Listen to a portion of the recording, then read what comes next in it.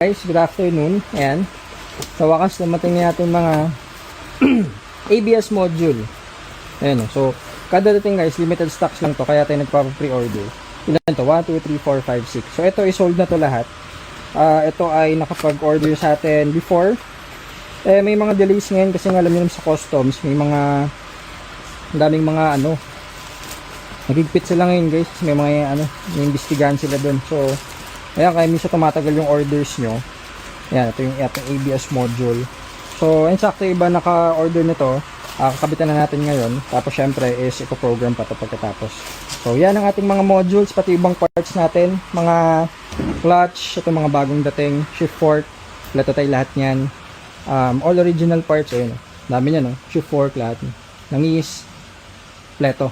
So, ayan, pinakita ko lang sa inyo para sa mga gusto mag-pre-order, pwede naman for pre-order to guys kasi nga limited slots lang tayo. So, syempre testing muna natin to before 6 months warranty to lahat ng nakabit natin. Kaya wala kayong isipin. Okay. Okay na. Nag-test drive kayo kanina. Nakita nyo may hill start na. Yung ganon, paahon. Yung paahon? Oo. Yung nagkukulay red? Hindi, hill start. Basta okay na yan sir. Pero okay na, hindi ko alam yung naka Sige sir, ingat po. Salamat. Salamat. Pasabi po kay ma'am, thank you. Ayan, so ito yung in-engine natin before. Okay na. Ano lang yung fuse. Yung sa yun, cigarette charger. Pakita ko lang. Ayan, dito. Ayan, so actually nabili nila to sa labas 1 year ago. So yan, syempre nagkaroon na ng mga problem, mga maintenance, ganyan. So inayos na natin lahat para gagamitin na lang nila. Isipin nyo guys, 2011 model. So ilan years na? Mag 15 years na, 'di ba? Ganun lang. So pagkatamang maintenance, di wala kayong magiging problem sa kotse niyo. Okay na ulit, pwede na long drive 'yan. Di-deliver na to sa Gentry tomorrow, pina-short naman. So 'yun, ito yung mga next natin. Sige muna. Good morning, good guys.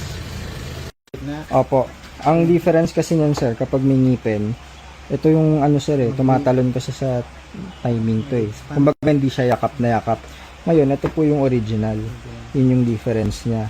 So ito, may mga makukuha naman kayong ganito. Pero at least para lang makita nyo sir. Ayun dapat po ganyan. Yung nakikita nyo naman yung difference diba? Yan, so ito, tinatago lang namin to for reference namin. Pero kita nyo yung packaging, diba?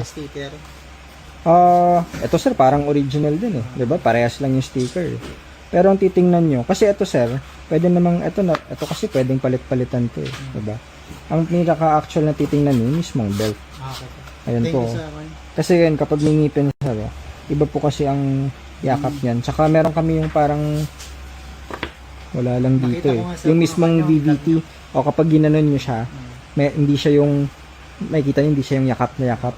So yun yung difference po ng mga ganito na fake sa original. Wala kayong available na to? Ito, wala, puro sa stocks lang kasi namin sir pangkabit lang sa units ko. Kaya pumunta ko dito kasi alam ko na puro genuine yung one. Oo, lahat yan kasi ito sir na try na namin lahat, transmission, lahat ng mga parts, kaya kung ano yung best para sa kotse yun lang. Kasi kahit gaano kagaling yung mechanic, saan naman kung sir, change oil na natin ha. Okay, next natin nabili 7 months ago, galing sa atin guys, taga Mayhay, Laguna si sir. Ayan, ganda pa rin na EcoSport. Change oil lang. Ano kayo, okay na? Anong ginawa? Visa talaga si Kuya Enchong pag mga Hyundai natin guys, Kuya Enchong ang ating to-go. Kasi nga Ford specialist tayo, pero hindi natin lahat pwedeng masterin. Kaya pag mga other brands, yan, Hyundai, Kuya Enchong ang to-go guy natin. Okay, test drive. Wala nang check engine, Kuya Enchong. Pinulis ako na Ayos. May handbrake, ayun. Foot brake nga pala to. Bah, parang may hatak na kagad Hindi ka tatawag ng towing yan. Katak na. Paano ba naman, pinadala namin sa kasa to 2 beses. Hindi nila magawa. Saan sa kasa? Diyan, sa Commonwealth. Ako ulo sa may na may akyatin. Malayo. Karga ko ng ibigay mo sa akin, empty. Paano? Empty ba yan? Talaga. Alam mo na dito, wala kami panggas, Kuya Enchong. Mag-road test Road test, walang pang road test, ano? Ano? okay yung turbo natin ah. Ayos.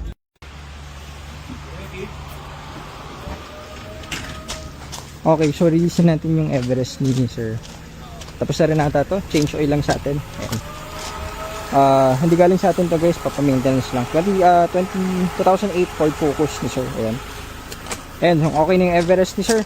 Release natin. So, ano lang to, maintenance, change oil, EGR, tsaka mga glow plug. So, sir, take care. Thank you sir. Sabihan mo ako doon sa EcoSport if ever. Next week na lang. Maganda pa to, keep nyo lang. Tsaka ang issue lang, mga scratches. Stretches lang. Oo. Wala iba. Pwede na to long drive. Ganda man nakbo pa. Okay pa. Solid. Solid na, walang wait lang. First own kayo eh, no? Oh, sulitin nyo lang to. Ganda pa. Kasi lang next year, tignan natin kung ganda. No problem, kahit sa market para ma-push nyo yung top price. Ganda pa to, gamitin nyo, sulitin nyo muna. Thank you sir, ingat. Ayan guys, so magandang Everest nila. Actually, casa maintain to before. Ngayon, dito na sila nagpapa-maintenance. Family use nila. Makati, Ford Makati pala nila nakuha. First owned yan sila, sir. Ayan, so, okay, next to, pasok natin. At nako, ayan na naman yung ating yung mga dumating na naman. Okay, so siguro maglabas muna tayo ng ibang kotse. Tapos na rin ata itong isa. Pati yung white. Sige, pila natin yung ating mga clients na yan. So, good morning guys, busy day today. Ayusin mo natin mga kotse para maluwag. Okay, good morning. Kasi bahala ko ang pasilip rin yung langis. May Oo. ano rin kasi ako eh. Kumbaga ito kasi sir, hindi naman to yung basta-basta yung ngayon lang, di ba? Oo. Matagal na to, may underlying cost na yan. Eh syempre nga magto 200 na yung tinakbo, so So ano sa tingin Given na pumasok talaga din yan. dito, yung nung pumutok yung ano. hindi sir, ang ano po yan sa mismong engine talaga Sa yan. engine talaga. So di ba sabi niyo dati yung nag-overheat before, may mga pa konti-konti na yun dati. Overheating, walang overheating eh. Nangyari lang talaga. Unang overheat nito, yun, ito, dumikit to. Na tunaw to dito. Kaya sumisirit. Eh nakita naman din sa dashboard. Apo. So ang ginawa ko nung binuksan ko ngayon, buti may mga dala akong ano dyan. Kasi usually talagang tino-tune up talaga yan every ilang 70, 100,000. Oo, yung mga reface na ganun. Yun ang ano. Yung top overhaul, mga ganun. Yun ang hindi sinasabi naman na. Kasi actually isa kayo sa mga matataas talaga namin na nakita, 100 ano? Ilan? 195? 195 na. 195,000 kilometers. Sulit na sulit ano? Grabe. Saka masarap at maganda pa rin i-drag. Oo naman. Luma na. Saka Ito pa rin. parang part na rin yan ng maintenance. Buti nga hindi talaga yung malala, tumukod na. Oo. Yung worst case yan, talagang kapag naghalo, tutukod. Kaya at least naagapan pa. May enjoy ko pa. Oo. Sabi nga kung may pagkakataon, bibili ako sa inyo na isa pang EcoSport eh. Hindi, maganda pa to sir. Kapag na-tune up natin yan na para ano, Second okay. ano, para... May pamalit. Ayos ah. Ganun kaganda sir para kumuha pa kayo ng isa pa. Sa bagay, ang EcoSport Ford naman. Iba yung comfort kasi, di ba? Oo, yun ang number one. Yan ang number one sa Ford. Actually, kita naman sir, kaya nga 195. Gamit na gamit nyo kasi nga komportable eh. Yeah. Oo, ayos. Parang ang laki sa loob. Oo naman. Parang ang laki sa loob pag Daling i-drive. ganun na sir. Oo, kami ng bahala. Tapos message tayo. Message na lang muna kung ibang number gagamitin kasi may sa Oo, phone ko. walang problema sir. Ano yun eh? Ano yun? Silent. Apo, Silent. apo. Pag wala sa phone ko, Sige sir. hindi magre-ring. Wala ka nang gamit, nakuha nyo na. Okay na? Okay, Hindi ko na sige, idea. sige. Thank you sir, ingat po. Yan na. Salamat. Sige po. Salamat po.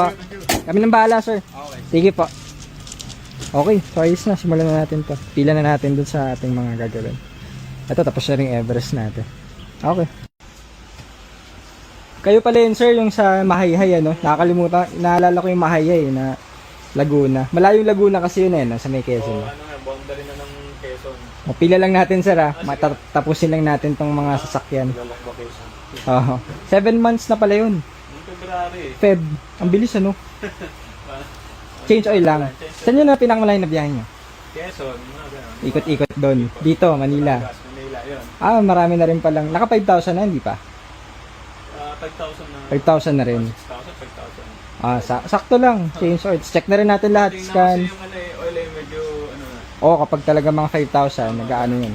Anyway, change oil. Tapos check natin lahat para, tapos babiyahin na rin kayo pabalik. Dadaan kami sa hospital. Okay. So, sa isang. Sige, sir. Papila lang natin, sir, ha? Mga tinatapos lang. So, yan, good morning, guys. Yan sila, sir, nakabili pala sa atin ng Ford EcoSport na doon sa labas, yung color blue, yung naalala ko yung plate number. Tapos ito may mga walking plans tayo, Ford Focus na 2009 nata to. Ayan. Tapos ito rin sila ma'am. Ito yung nagpa-maintenance sa atin, nagpagawa ng engine before. May fuse ata na papalitan lang. Ayan. So gamit na nila to sa office, tsaka binabiyahin nila sa malalayo itong EcoSport. Ayan, itong Everest naman, hindi rin galing sa atin to. Kay sir to, pipikapin na rin niya today. Nagpa-maintenance lang, change oil, EGR cleaning, mga ganun. So ito po yung Everest niya sir, ready for pickup na. Waiting na lang sa inyo. Ayan, so ito lalagay muna natin sa kabila at yun, bawal tayo mag-park dito guys. Ito, after niya, papasok na rin natin tong kay sir. Ito yung kay, nabili nila 7 months ago. So, EcoSport guys. Galing sa atin. Ito yung galing sa atin na unit. Ang ganda pa rin, oh. Makinis pa rin. Galing pa pala sila sa Mahayhay, Laguna. So, sa may Quezon daw yun. So, 7 months ago, walang kahit anong problem. Actually, ngayon ko na lang ulit nakita si sir, eh. So, change oil lang. PMS, check na rin natin everything. So, sir, maraming salamat. At mukhang sulit yun na EcoSport nyo. Ang ganda pa rin, oh. Mga konti alikabok lang galing biyahe. So, yun muna. GTA Cars. Ito pala, sold na nating Everest. Piniprep na lang natin to. Siguro may mga konting paparetouch yan tayo. Palitan yung gulong sa harap. Ganun din, EGR cleaning, change oil. So, ito is waiting na lang kina ma'am, kina sir. Nasa barko pa ata si sir. Kaya hindi pa niya ma-pick up tong Everest niya. So, waiting na lang sa kanila yan. So, may reverse cam na rin, naka-head unit. So, yun muna ang updates. Good morning, GTA Cars. Salamat. So, good afternoon po. Yung kinakabit na rin namin yung brand new na spark plugs. Ayan.